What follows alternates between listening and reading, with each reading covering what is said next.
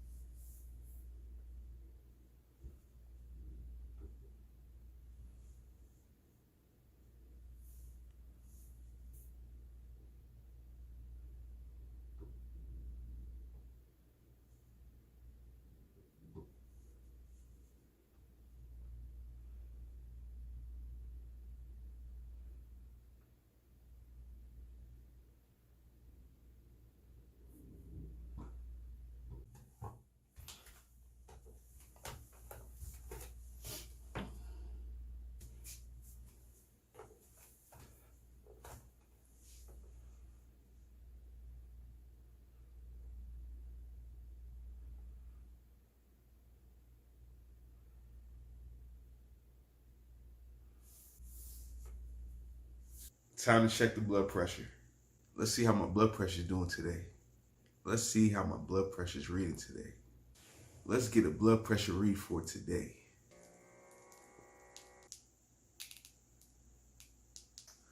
Looks like we're getting better results. Just to be on the safe side, let's do a second test. The second test came back higher. I feel pretty good though. Here goes the results of our third test. Our blood pressure has lowered, but we still have elevated blood pressure, that's for sure. So we've done our blood pressure test, we've done our weigh-in. Let's go ahead and take our supplements and vitamins and make snake juice. 32 ounces snake juice.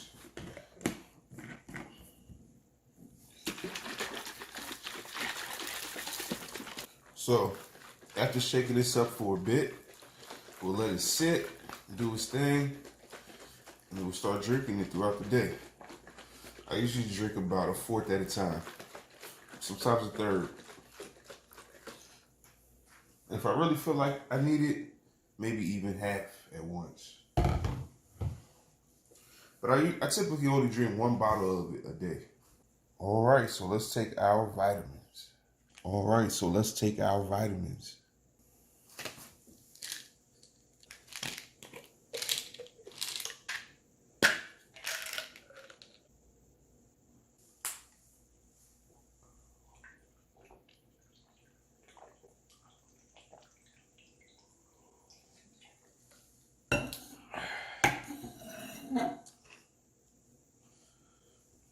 All right, vitamins complete. Snake juice made. Make a little bit of lemonade, and then we're ready for our day. Get some ice.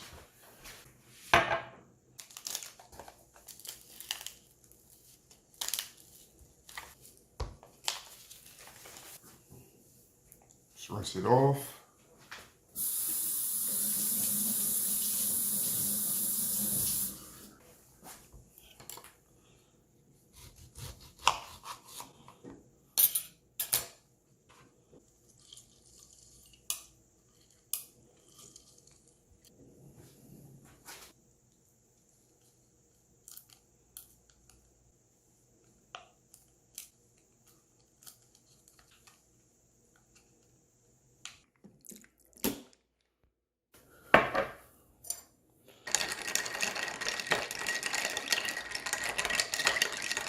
Bottoms up.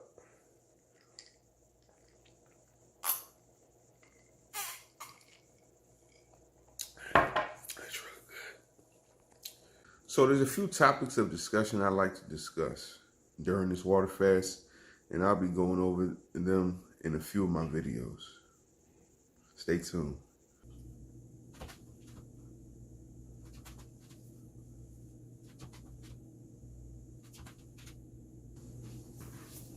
Still got all this fat, and I want to lose this here. So today's topic of discussion is the importance of fasting and failure. I think it's important in life that we reset. You know, I think that there's a day and a night for a reason.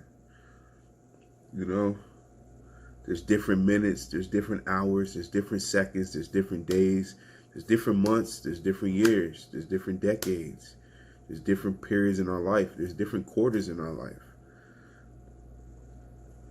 And it's very important that we take each and every symbolism of something new, such as that, to use it to readjust ourselves, to reflect and say, where am I and where do I want to go? Setting goals and things of that nature. When it comes to fasting, fasting is a cleansing which helps us to refocus, re-energize, and strengthen. In my personal opinion, it's godly. You know, when I look at all the religious leaders in the different religious sectors, they all went through a period of fasting of some sort. Whether it was Moses, Jesus, Muhammad, Buddha, they all went through some period of fasting. But just on the health tip, and more importantly for me, the weight tip,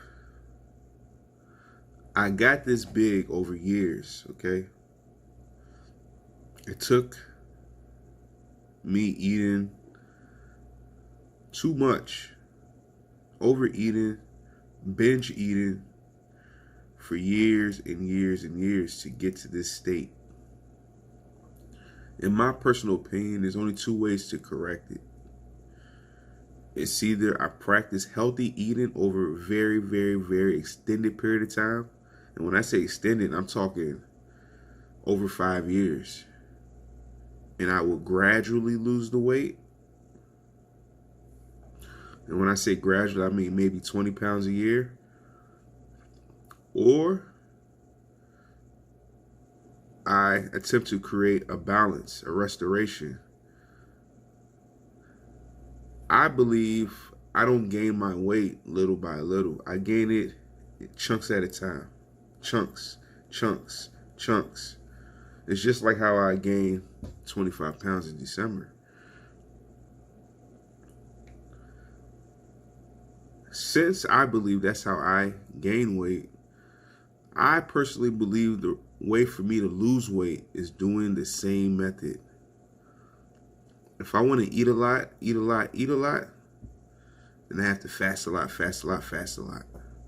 And that's going to be the way I approach life until I see things differently. Because eating balanced meals, it just doesn't work for me. It just doesn't work for me. It always leaves me with the craving. When I fast, I don't really have cravings. Believe it or not. In the first few days, yes. But after a while, I don't. A crazy thing about when I fast is I actually watch a lot of food vlogging on YouTube.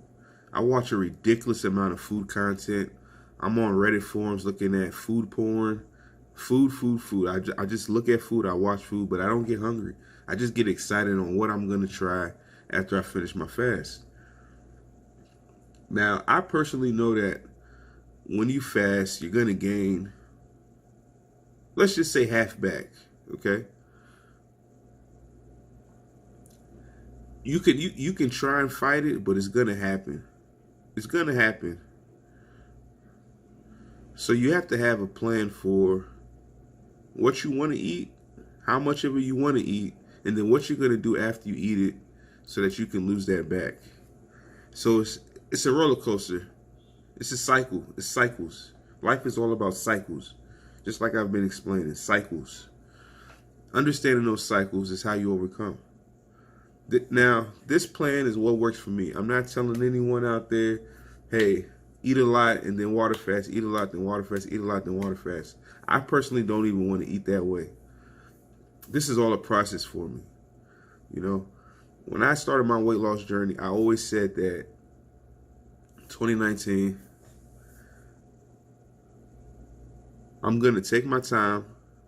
I'm going to learn how to eat, what's healthy to eat, how much of it to eat. I'm going to understand nutrition. That's probably the one or two thing for me is understand nutrition, understand what's good for me, understand what's not good for me, so that I can fix this problem for life. Knowledge is half the battle, but half is good. You know, it's not a negative thing that knowledge is half the battle.